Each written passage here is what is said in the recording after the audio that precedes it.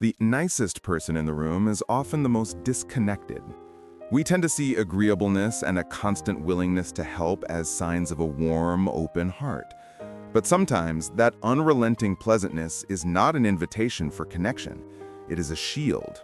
It is a carefully constructed wall designed to keep conflict, disapproval, and rejection at bay. If you constantly find yourself putting others' needs before your own, you might believe you are simply being a kind and generous person. This video is an invitation to look closer at that pattern. We are going to explore the crucial difference between genuine kindness and the compulsive need to please others. We will look at how this pattern, often mistaken for selflessness, can quietly harm your relationships and your own well-being. This is not about judging yourself for being too nice. It is about understanding a deeply ingrained survival strategy and learning that you are allowed to take up space in your own life. To understand this tendency, we can look at a concept known as the fawn response. You may have heard of the fight, flight, or freeze responses to stress or danger. The fawn response is another one of these instinctual patterns. It is a survival strategy where a person avoids conflict and danger by becoming excessively agreeable, helpful, and accommodating. They learn to appease a potential threat by anticipating their needs and wants, and then meeting them. This pattern is often learned in environments where expressing one's own authentic needs, feelings, or opinions felt unsafe. A child growing up with a volatile or critical parent might learn that being quiet, helpful, and agreeable is the best way to avoid anger or disapproval. They learn that their safety depends on their ability to manage the emotional state of the people around them. This behavior then becomes carried into adulthood. It becomes an automatic, unconscious default setting in relationships. The people pleaser isn't consciously deciding to be helpful. Their nervous system is running an old program designed to keep them safe from perceived emotional threats. This leads us to our first insight, the resentment cycle. When you consistently say yes when your body and mind are screaming no, that unspoken no does not just vanish, it gets stored away. Every time you agree to a commitment you do not have the energy for, or listen to a complaint you don't have the capacity to hear, a small drop of resentment is added to a hidden reservoir inside you. For a while, you can contain it, but eventually that reservoir will overflow. This is why people with strong people-pleasing tendencies can sometimes seem to erupt with anger over something very small. A partner leaving a dish in the sink becomes the final straw after weeks of silent overgiving. The resentment can also leak out in more subtle ways, through passive aggression, sarcasm, or a general sense of irritability.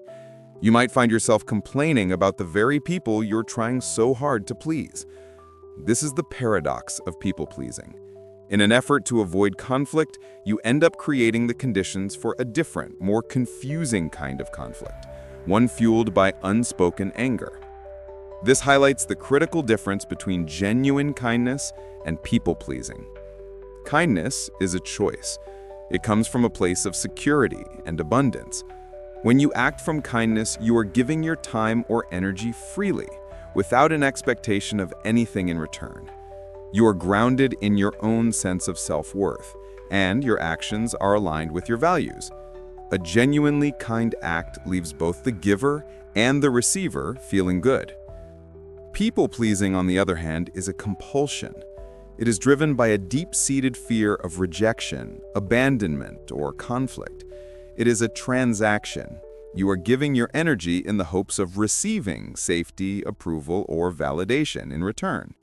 It is a performance designed to manage the other person's perception of you. Because it is rooted in fear, it often leaves the pleaser feeling drained, anxious, and ultimately unseen. Kindness is authentic self-expression. People-pleasing is a form of self-erasure. This self-erasure creates what we can call an authenticity gap. Relationships thrive on mutual understanding. True intimacy is built when two people can see, hear, and accept each other for who they truly are. But when you are stuck in a people-pleasing pattern, you prevent others from ever getting to know the real you. They get to know the mask you wear, the agreeable, low-maintenance, always available version of you. They don't know your actual preferences, your boundaries, your moments of frustration, or your unique perspective when it differs from theirs. Over time, this creates a profound sense of loneliness. You can be in a room full of people who love the you that you present while feeling completely invisible on the inside. The relationship feels superficial because it's built on a foundation of performance, not authentic connection. You are loved for your function, not for your being. Breaking this pattern is not about becoming selfish or unkind. It's about learning to be honest, first with yourself and then with others. This can feel very uncomfortable at first, so we start with small, safe practices. The first is learning to use the power of the pause. The people-pleasing impulse is often immediate and automatic. Someone asks for a favor, and the yes is out of your mouth before you've even had a chance to think. The power of the pause is about creating a small buffer between the request and your response.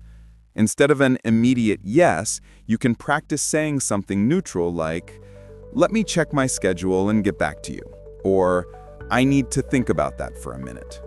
This simple phrase is a game changer. It breaks the compulsive loop. It gives your conscious mind a moment to catch up with your automatic response. In that pause, you can ask yourself, do I actually have the time for this? Do I have the emotional energy? Do I want to do this? The pause creates the space for an honest answer to emerge. The second practice is to start with low-stakes no's. Learning to say no is like building a muscle. You wouldn't go to the gym for the first time and try to lift the heaviest weight. You start small. The same is true for boundaries. Find small, insignificant opportunities to practice saying a gentle no.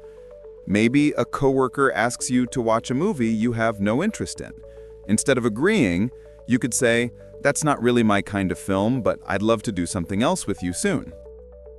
These small acts of honesty build your tolerance for the minor discomfort that can come with disagreeing. They teach your nervous system that saying no does not lead to catastrophe. It simply means you're a person with your own unique preferences and limits. Ultimately, we must remember that true kindness is honest. It includes being kind to yourself. And being kind to yourself means honoring your own limits, your energy, and your needs. It is not selfish to have boundaries. It is necessary for building sustainable and respectful relationships. When you are honest about your capacity, you give others the opportunity to show up for you. You allow for a connection that is reciprocal, not one-sided. You create relationships where you are loved for the real you, not for the role you play. What is one small area in your life where you could practice honoring your own limits this week?